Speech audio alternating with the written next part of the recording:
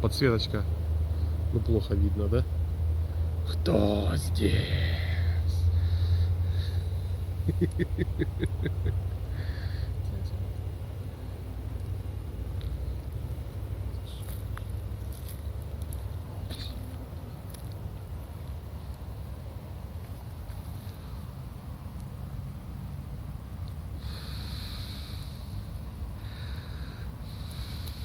Ой!